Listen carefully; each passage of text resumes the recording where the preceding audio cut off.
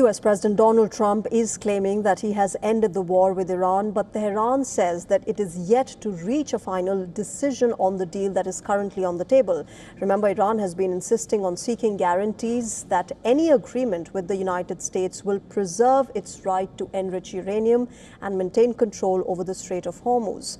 On the other hand, US President Donald Trump announced that both sides are on the verge of signing a peace agreement and called off fresh missile strikes on Iran for now.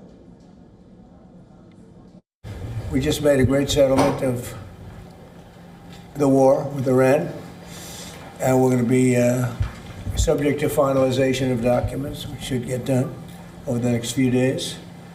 We'll probably have a signing maybe in Europe. But Tehran is yet to confirm a deal. Iran's foreign ministry has said that while much of the agreement has been finalized, no final decision has been made yet. Officials say that Iran will not compromise on what it calls its red lines.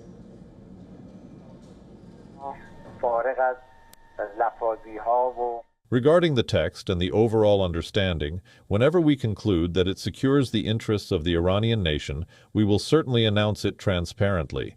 As I speak to you at this moment, we have not reached a final conclusion on this matter. This is a very important issue that is being reviewed by the relevant decision-making bodies.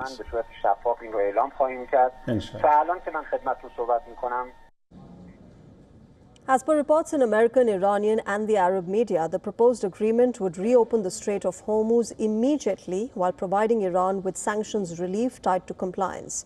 The memorandum would also extend the current ceasefire for 60 days, including in Lebanon, creating a window for nuclear negotiations.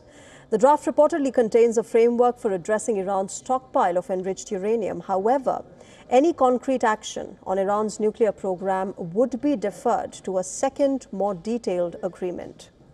Now, one of the remaining sticking points involves Iran's demand for immediate access to funds. Tehran has insisted on receiving some money upon signing an initial agreement, while Washington has been pushing for releases based on Iranian compliance.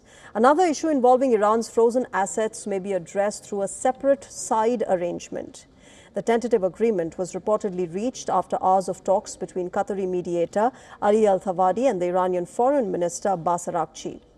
During those discussions, the Qatari negotiator was said to be in direct contact with Trump envoys Steve Witkoff and Jared Kushner. Trump has said that he expects a signing ceremony to take place over the weekend. Vice President J.D. Vance, meanwhile, could potentially sign this agreement in Geneva. Reportedly, 4 U.S. Air Force C-17 transport aircraft have already departed for Europe with equipment to support Vance's visit.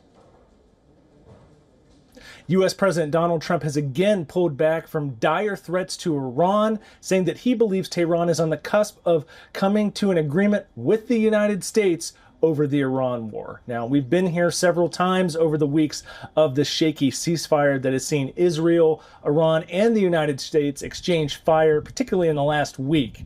But now, Trump is insisting that Iran is on the cusp of this deal, and it remains unclear whether that's actually the case. The Iranians, for their part, haven't said that a deal is imminent.